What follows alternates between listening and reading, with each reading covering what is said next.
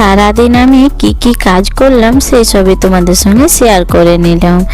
তো দেখো সবার প্রথমে আমি দেখো বিছানাটা ঠিক করে নিচ্ছি।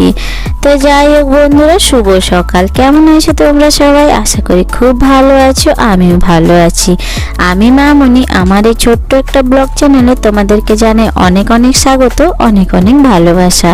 তো বন্ধুরা, স্কিপ না করে সম্পূর্ণ ভিডিওটা দেখার জন্য তোমাদের কাছে আমার অনুরোধ রইল, প্লিজ সম্পূর্ণ ভিডিওটা দেখো, আশা করি তোমাদের ভালো লাগবে। তো বিছানাটা তো আমি ঠিকভাবে গোছালাম, তারপরে গোছগাছ করে চলে এসেছি দেখো ঝাড় দেওয়ার জন্য। তো রুমটা ঝাড় দিয়ে বার করে নিয়েছি, আর তারপরে এখন বারান্দাটা ঝাড় দিয়ে নেব। তো আমি টুকটুক করে কাজগুলো সব করে নিচ্ছি, আর বাবু ওদিকে খেলা করছে। তো যাই হোক, কাজগুলো সব করে নিয়ে এখন ঝাড় দিয়ে নেব, আর তারপরে ঘরটা মুছতে হবে। আর তোমাদেরকে তো বলেছিলাম যে ছাদটা অনেক নোংরা হয়ে গেছে, তো ছাদটা ঝাড় দিতে হবে। তো সেই ছাদটাও ঝাড় দেবো। তো প্রথমে আমি ঘরগুলো সব ঝাড় দিয়ে নিচ্ছি। তো বন্ধুরা দেখো, আমি তো ঘরগুলোর বারান্দাটা সব ঝাড় দিয়ে নিয়েছি, আর তারপরে চলে এসেছি উঠানটা ঝাড় দেওয়ার জন্য। তো উঠানটার মধ্যে দেখো ওই বাড়ির দুয়ারটার কাছে অনেকগুলো ইটা আছে। তো ইটাগুলো কি বলতো, বাবু নিয়ে এসেছিল, ইটাগুলো নিয়ে খেলা করছিল। তো যাই হোক, সারাদিনই বদমাশি করে, তো ইটাগুলো নিয়ে খেলা করছিল, সেই ইটাগুলো ওখানেই আছে। তো আমি সেগুলো সব ভালো করে গুছ করে রেখে দিলাম ওখানে, আর তারপরে আমি ঝাড় দিতে শুরু করে দিয়েছি। তো সেই জন্য দেখো একটু লেট হয়ে গেল। তবে যাই হোক, অনেক বড়ই উঠান, অনেকটাই সময় লাগবে। তো যতটুকু পারলাম তোমাদের সঙ্গে শেয়ার করে নিচ্ছি।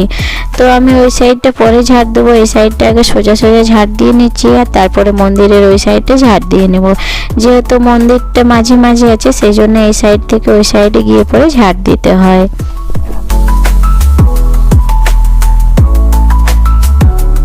আর দেখো, আমি এই সাইডটা ঝাড় দিলাম, তারপরে ওই সাইডটা চলে গেছি ঝাড় দেওয়ার জন্য। আর আমাদের পুচকিটা চলে এসছে, দেখো আমার সঙ্গে কথা বলছিল যে ওর দাদা কোথায় গেছে।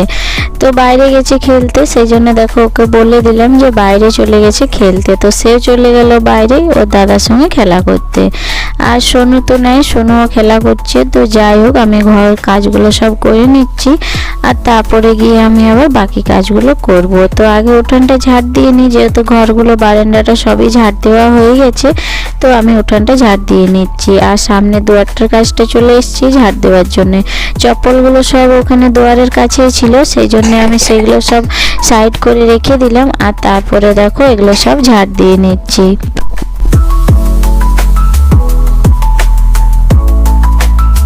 তো বন্ধুরা, আমার পুরো উঠানটা ঝাড় দেওয়া হয়ে গেছে, অনেকটাই সময় লাগলো উঠানটা ঝাড় দেওয়ার জন্য। তো রোড সাইডে এখন চলে যাচ্ছি ঝাড় দেওয়ার জন্য। তো আমি দেখো এখানে জল পড়ে আছে, টাইম কলে জল দেয়, তো ড্রামের মধ্যে ভরে রাখি উঠানে, সেই জলটাই সারাদিন ফেলা হয়। তো সকালেও ফেলা হয়েছে, সেই কারণে দেখো জল পড়ে আছে। তো যাই হোক, এখানটা অনেকটাই শ্যাওলাও হয়ে গেছে, সেগুলো সব পরিষ্কার করতে হবে। তো এখন সময় নেই হাতে, যখন সময় হবে তখন পরিষ্কার করে নেব। তো এখন একটু শুকনো আছে, একটু একটু জল পড়ে আছে, আবার সেই জল দিয়ে ধুতে হবে।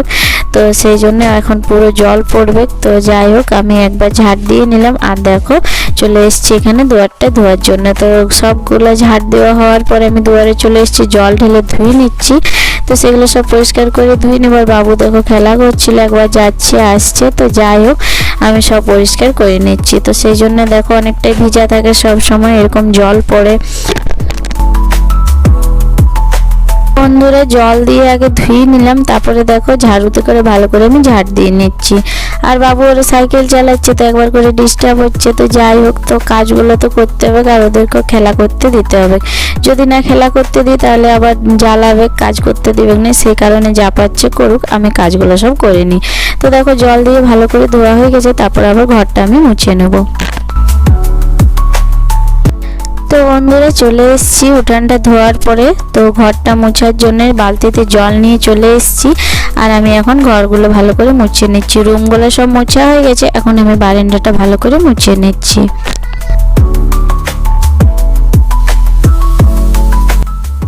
তো তারপরে ছাদে যাব, ছাদটা ঝাড় দেওয়ার জন্য। তোমাদেরকে তো বললাম যে ছাদটা ঝাড় দিতে হবে। তো ভাবলাম ঘরগুলোকে ভালো করে পরিষ্কার করে মুছে নিই, তারপরে গিয়ে ছাদটা ঝাড় দিয়ে নেব। তো বন্ধুরা, এতক্ষণ থেকে যারা আমার ভিডিও দেখছে তাদেরকে জানাই অসংখ্য অসংখ্য ধন্যবাদ। যদি আমার ভিডিওটা ভালো লেগে থাকে, চ্যানেলে নতুন হয়ে থাকো, তো প্লিজ চ্যানেলটা সাবস্ক্রাইব করো, লাইক করো, কমেন্টে জানাও যে তোমাদের ভিডিওটা কেমন লাগলো।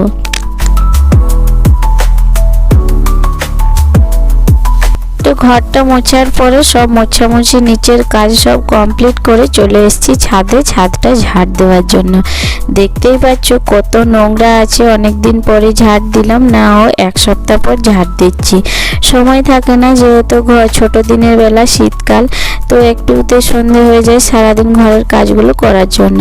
তো ঘরের কাজগুলো করতে করতে বুঝতেই পারি না, তো সময় হয় না, সেই কারণে আর কি ঝাড় দেওয়া হয়নি। তো এখন সময় ছিল তো হাতে, সেই জন্য ভাবলাম না ছাদটা আগে ঝাড় দিই, তাও লেট হবে তো হোক, অনেকটাই নোংরা হয়ে গেছে, সেই কারণে ছাদটা আগে ঝাড় দিয়ে নিচ্ছি। তো ওই সাইডটা আমার ঝাড় দেওয়া হয়ে গেছে, এখন আমি এই সাইডে চলে এসেছি ঝাড় দেওয়ার জন্য। আর দুটো সাইডে আছে, এই সাইডটা একটু উঁচু। তো যাই হোক, দেখো সবগুলো ঝাড় দিয়ে আমি এক জায়গায় জমা করে নিয়েছি। আর যেগুলো ছোট ছোট আমের যে কাঠগুলো ছিল সেগুলো আমি এক সাইডে রেখে দিচ্ছি, আর বাকি যেগুলো আছে সেগুলো ফেলে দেবো। ওই কাঠগুলো নিচে নিয়ে চলে যাব উনান ধরাবার জন্য, অনেকটাই সুবিধা হবে সেই কারণে। তো তোমরা তো দেখলে কতটা নোংরা হয়েছিল ছাদটা, তো অনেকটাই নোংরা ছিল, সেগুলো আমি সব এখন এক জায়গায় জমা করে দেখো ফেলে দিচ্ছি। আমি ছাদ থেকে নিচে ফেলে দিচ্ছি, আর কিছু আনিনি যে আলাদা করে রাখবো, দিয়ে নিচে নিয়ে গিয়ে ফেলবো। তো আমি এখান থেকে নিচে ফেলে দিলাম।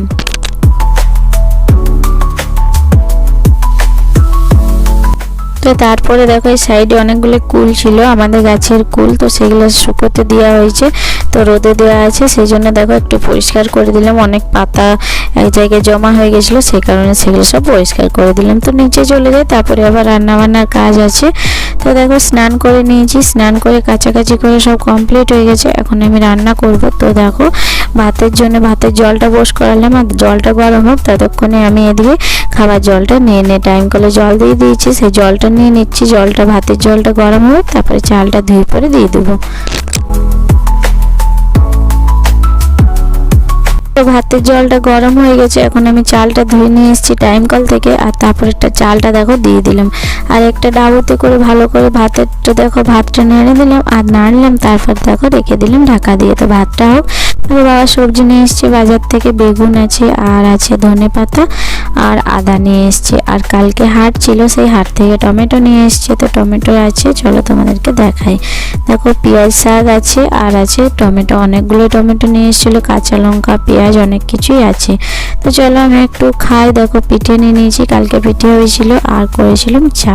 তো চা পিঠে খেয়ে পরে দেখো চলে এসেছি ছাদে কাপড়গুলো মেলার জন্য। তো চলো কাপড়গুলো মেলে নিই, তারপরে আবার তোমাদের সঙ্গে কথা বলছি। আর দেখো ছাদটা কি সুন্দর পরিষ্কার লাগছে, সময় না থাকলে যা হয়, একটু সময় পেয়েছি তো ছাদটা ভালো করে আমি ঝাড় দিয়ে নিলাম। কতটাই পরিষ্কার লাগছে, ছাদটায় কাপড় মেলতেও ভালো লাগছে, ছাদটাতে আসতে ভালো লাগছে, হাঁটাহাঁটি করতেও ভালো লাগবে ছাদে। আর একটু বসে থাকবো তাও হবে, কারণ ছাদটা নোংরা ছিল, কিছুই ভালো লাগতো না। তো যাই হোক, ওর মধ্যে কাপড়ও মেলতে হতো, সময় না থাকলে যা হয়, হাতে সময় থাকলে সব কাজই ঠিক হয়।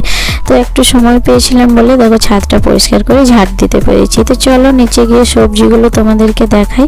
তো মা দেখো সবজি কেটে দিয়েছে, শাক, বেগুন, আর ছিল পেঁয়াজ শাক ছিল, আর বেগুন, আলু এসবই ছিল।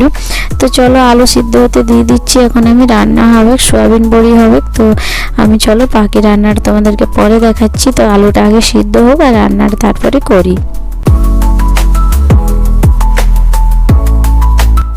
তো আলুটা সিদ্ধ হতে দিয়ে দিয়েছি, এখন যে মা সবজিটা কেটেছিল, বেগুন, পেঁয়াজ শাক আর আলু, তো সেইটা আমি ভালো করে ধুয়ে রেখে দেবো, আর পরে রান্না করছি। বড়িটা ভিজতে দিতে হবে, সয়াবিন বড়িটা, তো সেটা গরম জল করব। তো দেখো জল গরম হতে দিয়ে দিয়েছি, জলটা গরম হয়ে গেছে, এখন সয়াবিন বড়িতে দেখো গরম জলটা দিয়ে দিচ্ছি, তাহলে কি হয় জলদি করে ভিজে যাবে। তো সব কিছু সবজি রেডি করে নিয়েছি, আর এখন চলে এসেছি মশলাটা বাটার জন্য। তো আমি আদা রসুনটা আগে বেটে নিচ্ছি, আর তারপরে গিয়ে সর্ষেটা বাটবো। সর্ষে, কাঁচা লঙ্কা, আলু আর টমেটো দিয়ে একটা সবজি হবে, সেটার জন্য সর্ষে কাঁচা লঙ্কা লাগবে। তো আগে আমি আদা রসুনটা দেখো বাটছি। তো চলো মশলাগুলো সব আমার বাটা কমপ্লিট হয়ে গেছে, তারপরে চলে যাই ঘরে। ঘরে গিয়ে আবার রান্নাটা কমপ্লিট করে নেবো। তো চলো তোমাদেরকে দেখাচ্ছি সয়াবিন বড়ি কী করে আমরা রান্না করি।